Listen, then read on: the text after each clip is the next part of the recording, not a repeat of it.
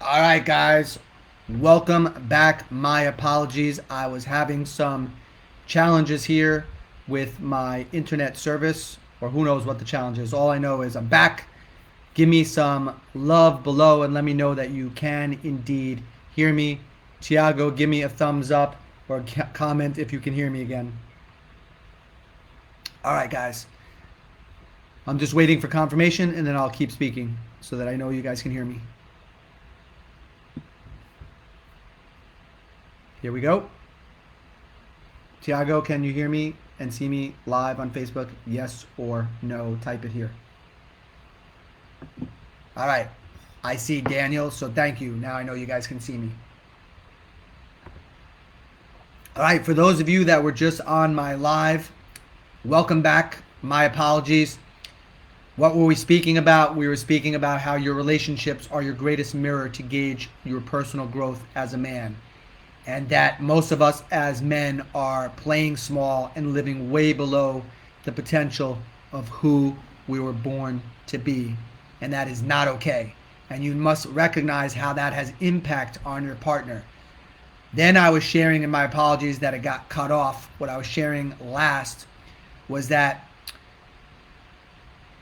if you are in a relationship where you know in your heart you're not with the right partner, you know in your heart that she's not for you, you know in your heart that you've come to completion, your soul contract is over, and you know that there's not naming, blaming, shaming, judging, and projecting, then end your relationship with grace, end it with dignity, end it with respect, end it with love, end it with empathy, end it with compassion. But if you're still thinking she's the problem and you're still in the name, blame, shame, judge, and project, you're more in your polarity, you're more in your triggers, you're more resonating or operating from your lower tiers of consciousness, and chances are you'll repeat the same thing with the next partner. You'll have rose-colored glasses on where it will look different initially, and eventually it'll be the same thing because everywhere you go, there you are. So this is not about naming, this is not about blaming, this is not about fault. This is about your willingness as a man to be honest with yourself and to take conscious ownership that you have control over what shows up in your life. As you grow as a man, what's in front of you will always change. When you're up leveling your vibration, your frequency, the relationships that you cultivate will always change, including the relationship you have with your significant other, who will always mirror back to you the things you need to look at. And relationships are very intricate. You know, we have a lot of judgment towards our partners. We have a lot of things we don't like about them. We have a lot of things we do like about them. And it takes an immense amount of growth for you as a man to recognize that almost every single thing you don't like about your partner is really a thing you don't like about yourself. It's really something that you're not able to see is a part of you. And it's so hidden, it's so buried, and you don't see yourself in that same light because you have an investment in protecting your sense of self, your identity, how you want to be seen by others in the world, that when your partner does something, whether she's not affectionate enough, whether she's not loving enough, whether she's selfish, whatever it is, chances are you're the same and you just can't see it. And it goes against how you see yourself and it's against your identity, and you'll fight tooth and nail to try to defend yourself. And the reality is, if you can just get with the parts of you that are exactly the same as your partner, you can bring levity, you can bring humor to the situation, and you can replace the tension, the finger pointing, the shaming and naming and blaming and judging and projecting. You could replace that with love. You could replace it with empathy. You could replace it with compassion. Because if you could have empathy and compassion and love for those parts of you, then you'll have empathy, love, and compassion for those parts of your partner. But more often than not, you think somebody else is a certain way and you're not that way, and it's invisible to you. You just can't see it. The example I always use for the brothers in my community is I used to say I can't stand when people wouldn't throw away their garbage. You know, walking through the streets of Manhattan, they would just litter. They would either just blatantly drop something in the street, or if they were close enough to the garbage and they missed their shot, they wouldn't pick it up. And it used to irritate me, and then I realized while I might not do that, right? I do throw away my garbage. I don't litter. So you can't, parts of me were like, well, you can't tell me I'm just like people that litter because I don't litter. Just like you're thinking, well, you can't tell me I'm just like her because I don't do X, Y, and Z. Well, if you describe a person that litters, you'll see that you're just like that person. So a person that litters is selfish. Yep, parts of me are selfish. person that litters is self-entitled. Yep, a part of me is self-entitled. A person that litters is lazy. Yep, a part of me is lazy. So look at the things in your relationship that you don't like about your partner and describe them. Describe a person that does this is what. And then see if you can recognize and laugh about it that you're the same way. You possess the same qualities, the same parts of you, just parts of you, right? It's not all of you, it's parts of you. And if you can get to the levity of that, this is the secret sauce. If you can get to the levity of that, then you'll have love for that part of yourself and you'll have love for that part of your partner. And you won't be irritated. You'll have done the work on yourself. You'll have diffused your own charges. You'll have diffused your own polarities. And next thing you know, you can get along in so much better way with your partner. All right, guys. I'm going to go back to the questions in a moment, but type below, what have you been hearing and what I'm sharing thus far? What is your biggest takeaway? Throw me some fire like Sean and Tiago did and Daniel. Smart, my favorite fireman in the world. Throw me some fire signs. Throw some likes.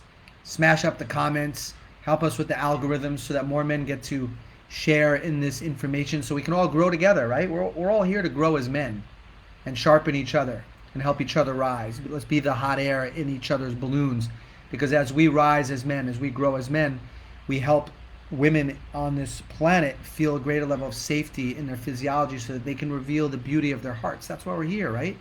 To fulfill our mission and purpose and take greater levels of responsibility in this world and to humanity. And part of that is to be the gatekeeper, is to be the guardian and the protector of the feminine heart. We can't do that if we're not growing. We're here to help each other grow, not put each other down. All right, what are you guys hearing? I see the fire signs, but what are some takeaways? Go a little deeper, get a little bit more vulnerable, right? Adam writes, I need more of this. Good, but need more of what? What are you learning? What are you hearing? What's a big aha? What's the wisdom that came through for you that penetrated you to the core, right? And for those of you that do need more of this, for those of you that want to take a deeper dive and look into how to grow and how to get more support and more challenge and be held to the fire of your true potential, great, let us know. Let us know. Type in big fat capital letters, I am ready to grow. And if you are ready to grow, if you're ready to explore one of our coaching programs where you would have to make a financial investment, an energetic investment, an investment of your time, if you're truly ready for that, we got programs that literally go from $2,000 up into the six figures.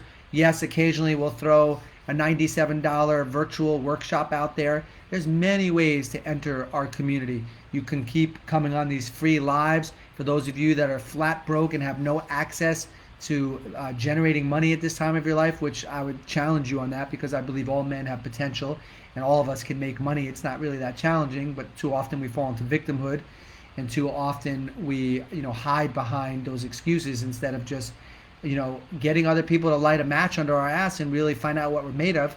But parts of us are terrified to fail, so too often we hide behind the money excuse. But for those of you that are ready, like truly ready, to explore one of our coaching programs to see which one is going to be right for you and your soul, to make sure that you're getting the support, challenge, and accountability, let us know. I'm ready to grow. Type it below.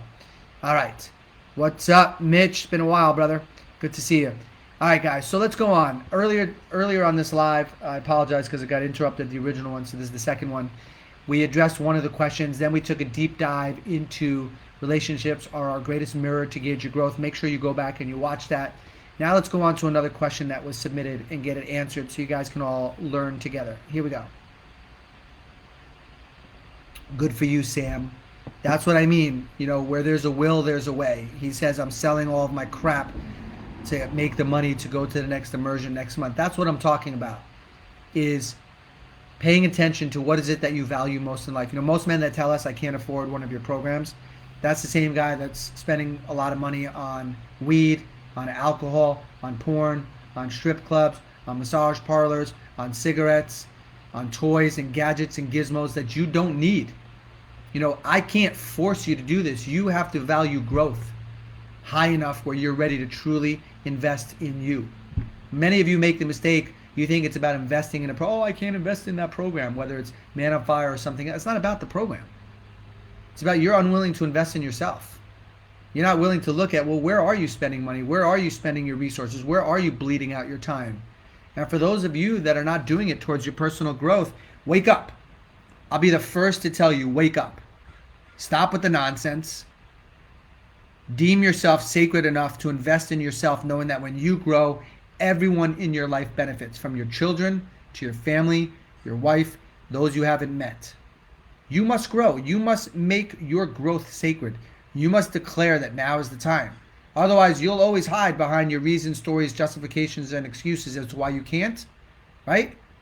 Or you're doing it. You're either investing in you or you're investing in your stories. Which is it? I'm always going to give it to you straight, guys. I'm never going to sugarcoat it. Not interested in whether or not you like me. I'm interested in whether or not you're ready to grow. I'm here to help men rise, and men will rise with challenge. And you must hear the truth. Men appreciate me in the community because I give it to them straight with an open heart. If I didn't care, we would never have a company. And I say that about myself and the team. We will push you. We will challenge you. We are not invested or interested in helping you be comfortable. If you want comfort, our community is the wrong community for you. If you want to be pushed and you want to be challenged and you want to be stretched and you want to be held to the fire of your true potential, and you want to be held accountable, you've found the right place. You found a guy that will not deal with your nonsense, will not tolerate you BSing yourself or BSing other people. We will hold you accountable. Not every guy's ready for that. So again, you're either committed to your growth or you're committed to your stories and your reasons and your excuses and justifications as to why I can't do it now. I'll be the first to tell you, stop it. Stop it. Grow up and invest in you. All right, let's get to one of the questions. Here we go. Here we go. This gentleman writes, I made a mistake.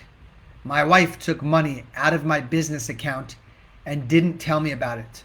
So I told her I was about to turn her in for fraud. I only did this because I found out my wife has been talking to another man. He lives in another state, but it was really hurtful. She said he was her spiritual advisor, but I don't believe her. Now she's going to file for divorce. What should I do? All right. I'm going to tell this guy what to do. Are you guys ready for this? Okay. Number one, I'm not here to give advice. I'm never here to tell you what to do. I offer perspective, and my job is to always help you see more perspectives and hold you to finding your truth. Because I'm not interacting with you live, I'm losing the ability to ask you 5, 10, 15, 20, 25 questions where I can extract out more information. And by asking you these questions, you would come to the truth of exactly what you need to do. So with this gentleman, I would ask him things like, how long have you been together? How long has it been since you haven't been fully expressed?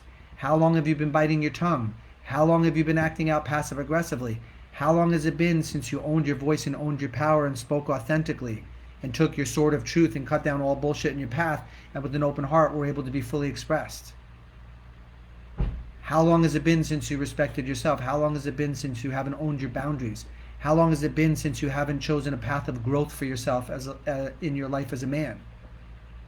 How long has it been since you've been a little boy? How long has it been that you've been a pleaser or a yes man or turning her into mom looking for approval? How long has it been that you've been acting out passive aggressively because you haven't really grown into your power, so you use your words and you use the sharpness of your tongue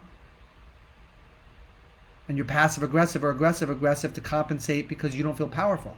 How long has it been? And when is enough enough? When are you going to put your sword in the ground and decide that you're ready for a life of growth? When are you going to face all the betrayals that you might have put your wife through, your relationship through, the person that you're with? When are you going to face those betrayals? When are you going to clean those up? Because until you do those things, this is what you'll be dealing with. So it's obvious that you acted out passive aggressively. It's obvious that you're not addressing the deeper issues in your relationship and that you're not in full ownership of your power. And I don't have a judgment about that. I'm not blaming you or shaming you for that, but I'm giving it to you straight. This is how a man behaves when he's not in the fullness of his power. So what's the antidote? The antidote for all of you guys is always the same. You have to choose a life of growth. You have to choose a path of growth. You're not going to read it in a book. You're not going to get it from a simple little video. You're not going to get it from listening to some audio file or podcast. That's great to get information, but if you don't own it in your body, you won't own it in your life. And it's not until you own it in your physiology, because your body will tell the truth. How you act, your facial features, your body language, that tells the truth that your mouth won't, which we shared earlier, that your mirror for where you're at in your growth is your relationship. It's your marriage. It will always reflect back to you what you need to look at. So for this gentleman, the antidote is simple. Wake up and decide that you're ready to grow, and get in a peer group with other men that will support you in growing into your manhood, that will support you in allowing the mature masculine leader to start to rise.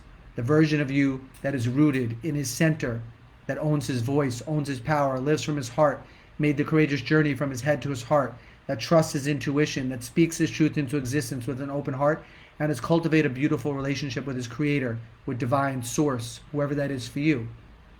Find a community that will support you in that. That's what we do at Man on Fire. And if you're resonating with me and my message and my community, great. Explore one of our coaching programs. If I'm not the right fit, then at least get in some sort of supportive culture that will challenge you to grow as a man. Not a culture that will keep you consistent with how you've been. Not one that will let you keep talking, because all talking keeps you from action. Talking keeps you from growing. The whole point of thoughts and speaking and talking is to keep you from actually taking action and feeling emotion, which is your very leverage for change. So for anyone listening to this, I'm not just talking to this man, I'm talking to all of you. This is what shows up in your marriage if you're not doing the work. This is what shows up in your marriage if you're not being challenged, you're not being supported, and you're not being held accountable to your true potential. Comment below. What are you hearing, guys? Are the light bulbs going off? Are you feeling me? Is this penetrating your soul? Are you waking up? Or do you want to go back to sleep, to a life of pain? What are you hearing? Type it in below. Let me know. What are you hearing? Truly, what are you hearing? And Tiago, let me know if you guys are still with me. What are you guys hearing? What are you guys hearing? I'm delivering some truth bombs, guys. I just dropped a grenade on your souls. This should be penetrating your heart. I'm giving it to you straight. This is what a man needs from another man. Give it to me straight. Don't sugarcoat it. But too many of us, so please like me, please like me. So we trade in our self-respect and we violate our own boundaries. You know, your greatest growth will come from when you give up needing to be liked by others. And you trade it in for self-respect. You must choose a path of growth, gentlemen. Beautiful. Beautiful. All right, you guys are hearing me. I see this. All right, who's ready? Who's ready for that life of growth? Type it in. I'm ready to grow. Type it in. All right, let's get to another question. We got a little bit more for you guys. A little bit more. All right, let me address another question here. All right. This guy, I believe, is on the live, so I'm going to address his question directly. He writes, how do you go from being the pleaser to being the powerhouse? Beautiful question. How do you go from being the pleaser to being the powerhouse? Well, I've been answering that this whole live. Immerse yourself in a culture that's living at a resonance, at a frequency, at a vibration beyond where you've been operating at. Be willing to do something different. Get into a culture, a peer group that will stretch you and help you become uncomfortable and learn how to face your demons. That was me when I was younger. I was the pleaser. You look it up in the dictionary, you'll see my picture. Pleaser. Please like me. So, you know, I'm a good guy. I like to do good things for others. I like to please others. I'm happy when everyone's happy. It brings me joy to see everyone lit up. Yeah, okay, that's true. And most of our pleasing is our unconscious desire to want to be liked. Or maybe we grew up in an adversarial environment like I did with my mother and father, and so we don't like tension, we don't like chaos, we don't like conflict, we don't like things that are adversarial in nature, so let me just keep everything even keeled and let's all get along and sing, you know, these songs to bring us into a space of happiness. No, it doesn't work that way. So how you move from being a pleaser to being a powerhouse is you must eventually be able to give up wanting to be liked and trade it in for boundaries and self-respect. Well, how do I do that? How do you do that? Because I just said it. So are you going to do it? The answer is no. I'm saying it, and you're like, yeah, that makes so much sense. I got to do that. How do I do that? Yeah, I'm telling you how to do it. How do you become good at fencing? How do you become good at baseball? How do you become good at golf? How do you become good at math? How do you become great at anything? How do you become extraordinary or phenomenal at something? Hire a professional. Hire a mentor. Hire a specialist. Immerse yourself in a culture of those that already are doing it and have it. You won't get it in a book. You won't get it from the therapist. No offense to any therapists. Seeing your game is the first pillar of being a man on fire. But then you got to learn to play the game differently. This is why so many men join our community, come to one of our live 4-day immersions, or join our Firestarter community, or join our Ignited coaching program. Why? So you can be in the spotlight where you can't hide, you can't shrink, you can't contract. You can get the support, you can get the challenge where iron sharpens iron, and you could be held accountable at a higher level than if you're just reading it or watching videos. You'll just go back to your same ways. You'll read something cool, you'll parrot it back on Facebook, but you're not living it. And if your life doesn't show it, the truth is you don't know it. We got too many parrots out there parroting information and not living it. That's why men come into our community. They see that I'm living it, they see that my team is living it, and the men that are joining, it's miraculous to witness what's transpiring and unfolding in their life during their journey with Man on Fire. Every day, success stories, every single day. But you gotta grind it out. You gotta be willing to get in the trenches, roll up your sleeves, get dirty, do the work, stay visible. Most men bail. They dabble in something, they hit a plateau, and then they're off to the next thing. You gotta choose to be in a culture that won't let you get away with that. That when things get rough or when you hit the plateau, that's where the growth is seeking you out. And that's where you got to stay visible and stay in a community. So what would I do? Simple. Join a community that won't let you get away with that crap and will teach you how to go from being a pleaser to being a powerhouse.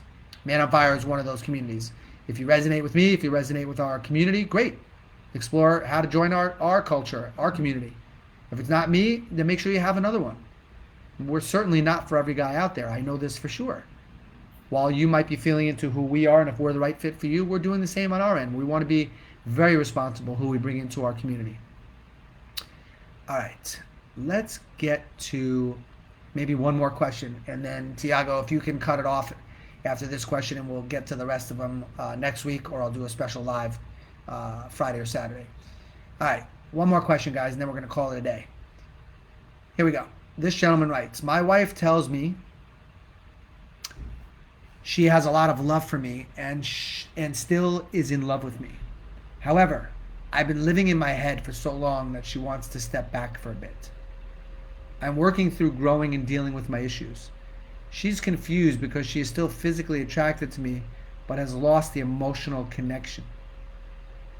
We have had this conversation many times, but I have never shown as much effort to grow and meet her needs as I am now. Am I coming off as needy? And should I tone it down? Okay, so here's another example, guys, and backtracking for a moment.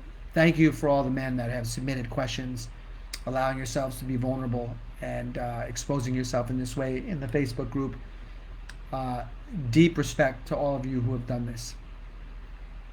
So with this gentleman who wrote this in, again, I would love to ask him more questions, like how long has this been going on?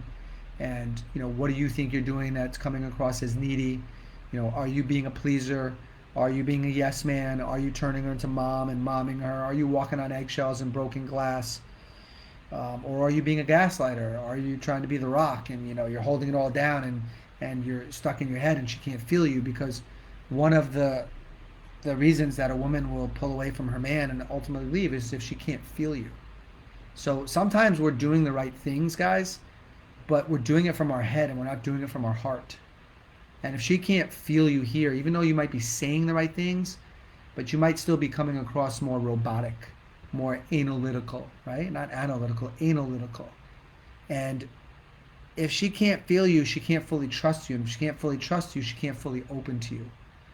So what she's probably looking for, this is just a guess, is she wants to be able to feel you more. She wants to be able to feel the depth of your emotions. She wants to be able to feel that you own yourself as a man, that you're not out to please her. You don't need her validation to you don't need her to validate who you are as a man. She most likely needs you to own your center more, be more grounded, and know who you are, independent of how she feels about you. Where you walk this earth, and you don't need people's pats on the back or need for people to like you. You don't. It's not an issue. You're the only person that you have to answer to is the mirror, God, and God.